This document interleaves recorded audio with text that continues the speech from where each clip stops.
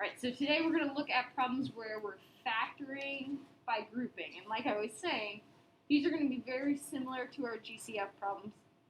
The only difference is you'll see right as soon as we look at them, not every single term is going to have something in common. So the GCF problems that we've been looking at, everything shared something that we could take away.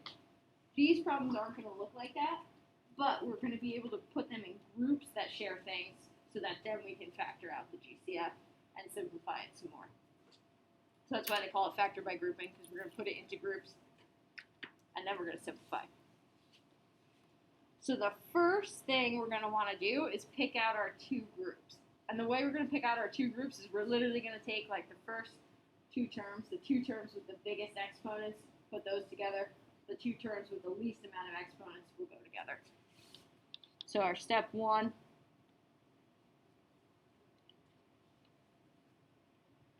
make two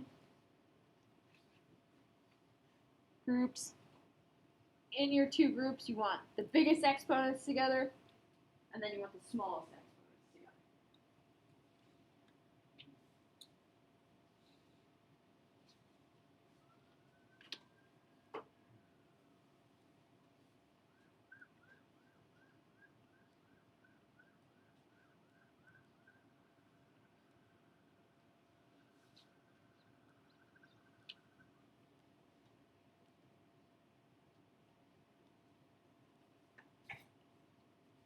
So the nice thing about polynomials is when we first started talking about polynomials way back in the day, we put them in standard form. Remember, we had to put them in order of the biggest exponent to the smallest exponent. It was like a long, long time ago. But normally when we see polynomials, like even the ones that I do now, the big exponent was the first term, and it kind of just got smaller as it went on. So as long as they're writing these problems for you in standard form, your groups are going to basically be the first two terms would be the first group, the second two terms will be the second group. So if it's in standard form already, they've kind of organized it for you, and we're just going to split it in half, basically. So after we make our two groups, our next step is to factor the GCF out of each group. And when you factor the GCF out, you should be left with two sets of parentheses that are exactly the same. So you'll know you picked the correct GCF if what's left inside of the parentheses for both groups is exactly the same. So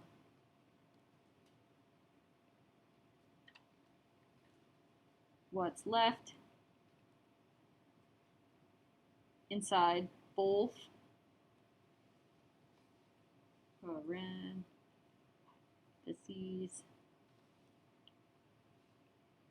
should be exactly the same. So if we pull out the GCF and we notice that the parentheses aren't exactly the same, that means either we didn't actually pull out the GCF, that they have more in common and we didn't recognize it, or maybe we didn't realize the problem wasn't in standard form and we grouped them wrong and we have to go back and make different groups. But they should definitely come out to be exactly the same. Because once we factor out the GCF, then our final step is we're going to make one set of parentheses with the two GCFs and just one set of parentheses of that matching leftover, which we'll call twins. 3. Make two groups in parentheses.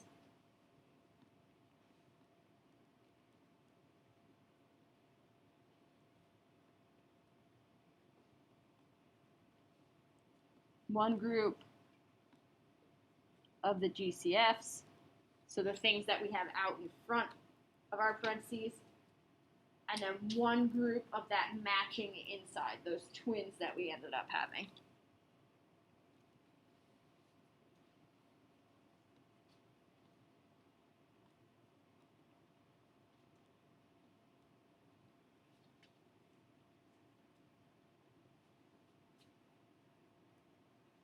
So all of our answers for these problems are going to look similar to when we were factoring trinomials and we had the two sets of parentheses side by side. All of these are going to be the same way. They're going to have the two sets of parentheses right next to each other. One set of parentheses will have our GCFs in it, and then one set of parentheses is going to have that matching leftover stuff.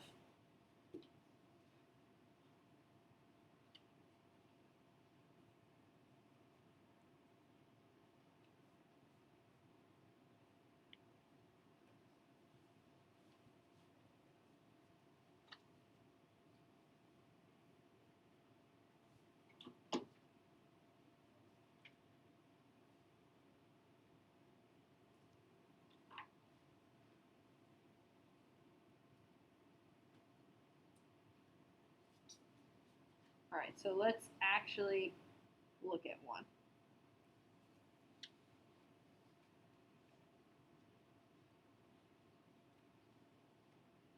So let's factor x cubed plus 3x squared plus 2x plus 6. So the first thing that we notice when we look at problems like this is that they don't all share a number, right? We've got a 1, then a 3, then a 2, and then a 6. So there's no GCF for the numbers.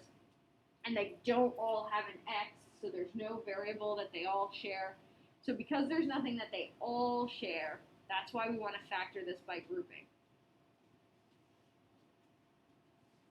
So in order to group it, I'm literally going to take the first two, because these are my biggest exponents, right? I have an exponent of a 3 and an exponent of a 2. That's going to be my first group. And then my small exponents, exponent of a 1 and no x at all, that's going to be my second group. So when I write my groups, I'm going to just put them in parentheses. X cubed plus 3x squared. I always want to put a plus sign in between there, even if the x term is negative. If the x term is negative, I'll just bring that negative along inside the group of parentheses. But I'm taking it and breaking it into groups. So if I wanted to get back to my original problem, I would just add up all my groups. So I'm always going to put a plus sign in there. My 2 is just positive, so I'm just going to leave it as positive 2x and plus 6. So your first step, and on your classwork, it's going to ask you like step 1.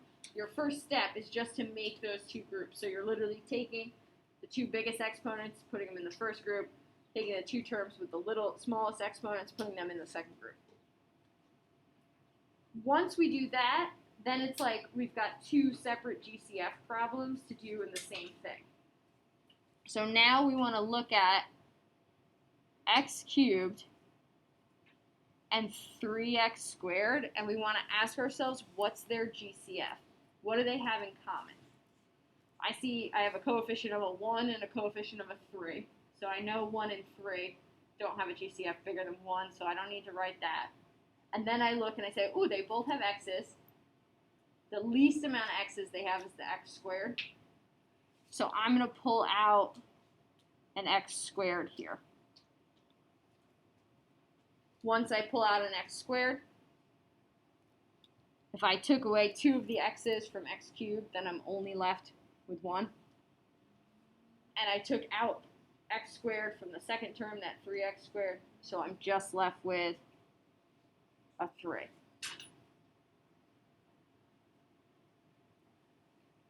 I'm going to bring...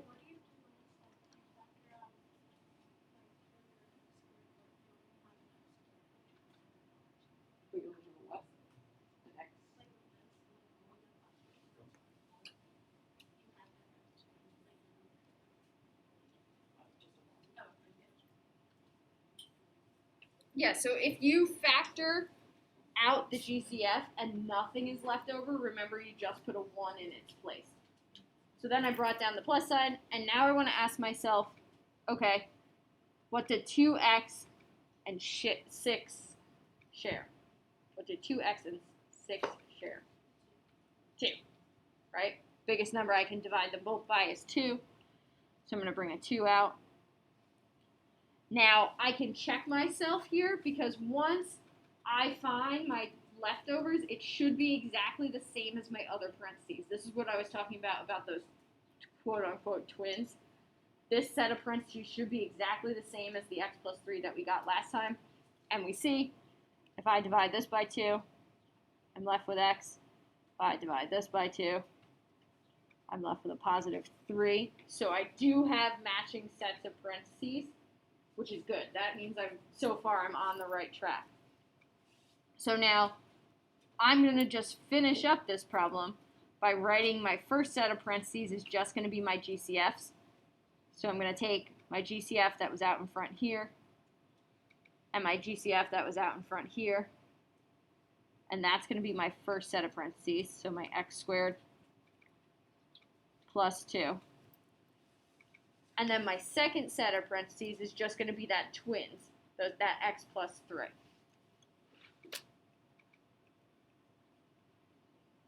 And the reason I can do that is technically, even though it looks weird, all I'm doing there is I'm factoring out the GCF because both of those terms have an x plus 3.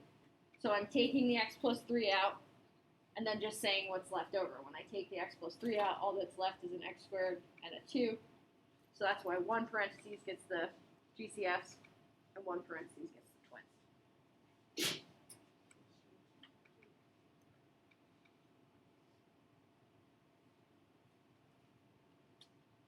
All right, let's try another one. Let's try a cubed plus 3a squared plus a plus 3.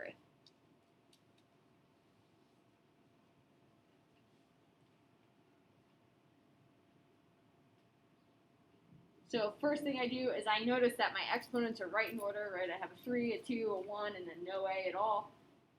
So I'm taking my first 2, and that'll be my first group. Taking my second 2, that'll be my second group. So when I rewrite my groups,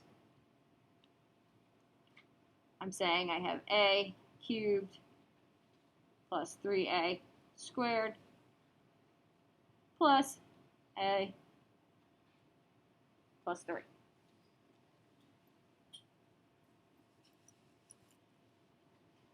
And now I have to ask myself, okay, what's my GCF of a cubed and 3a squared? What do they have in common? What do they share? Just 2 of the a's, right? Just an a squared. They don't have any numbers in common except for 1, which doesn't help us. They do have a's, so I want the least amount of a's, my a squared. So then I want to know what's left. If I have a cubed and I take away a squared, I'm just left with a.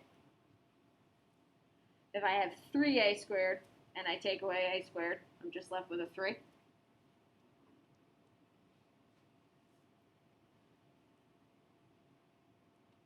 I'm going to bring down my plus sign. And then I'm going to look at a and 3 and say, did they share anything? Just a 1, right? They don't both have a variable, so they don't both have an a.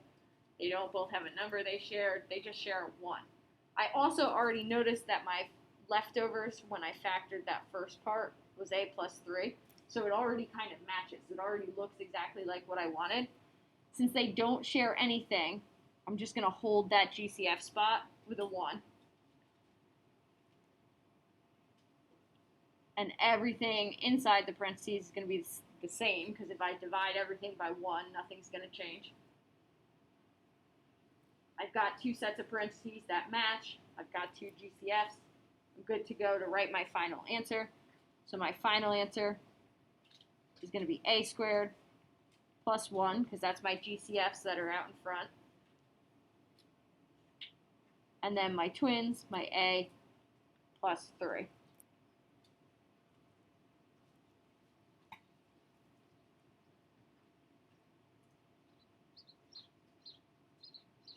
Not too bad. I feel like that one is the trickiest when there's nothing in the second parentheses that they share. Everyone panics and thinks that they like made a mistake somewhere, but that can happen. It will show up sometimes. So if there's nothing they share, you just pull out the 1. Want to try one with a negative? I think that's a good idea. All right, so let's do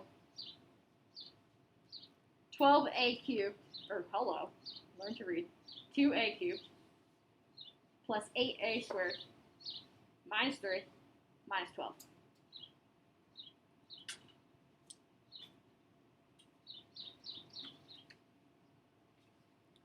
So again, I notice it's in standard form, right? It goes exponent of 3, exponent of 2, exponent of 1, no exponent at all, so it's getting smaller as I move from left to right. That's good stuff.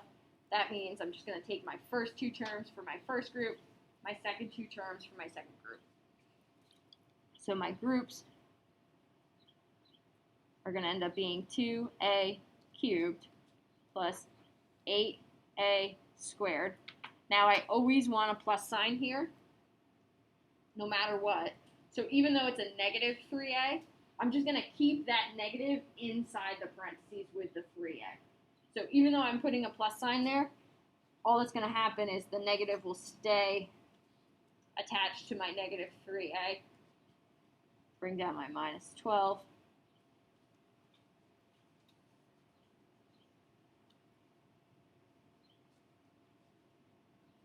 And now I'm asking myself, okay, what's the GCF of 2a cubed and 8a squared? What can I get from 2 and 8? What do they share? And what can I get from a cubed and a squared?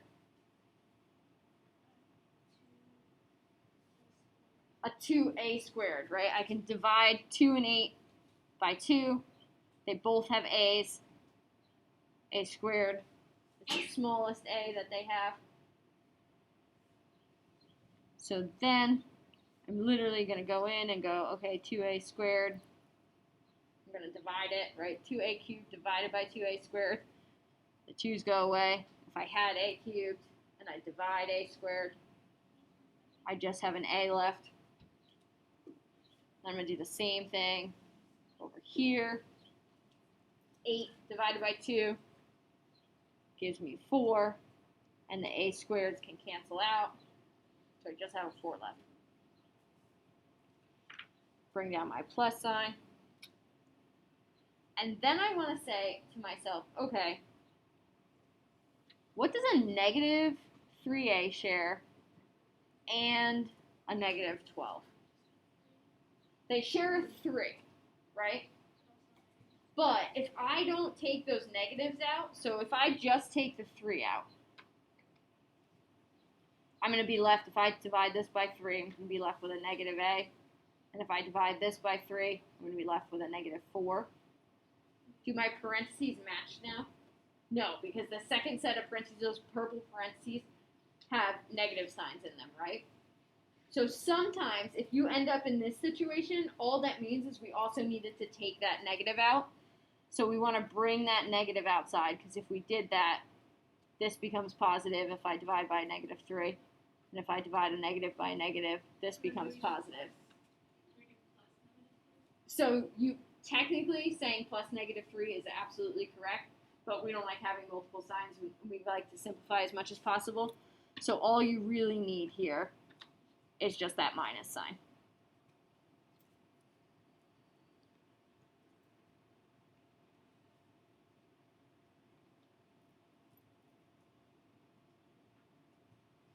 And now we've got 2 sets of matching parentheses. We've got 2 GCFs. So I can bring my GCF out in front, my 2a squared minus 3. I can bring down my twins, my a plus 4. And that is my final answer.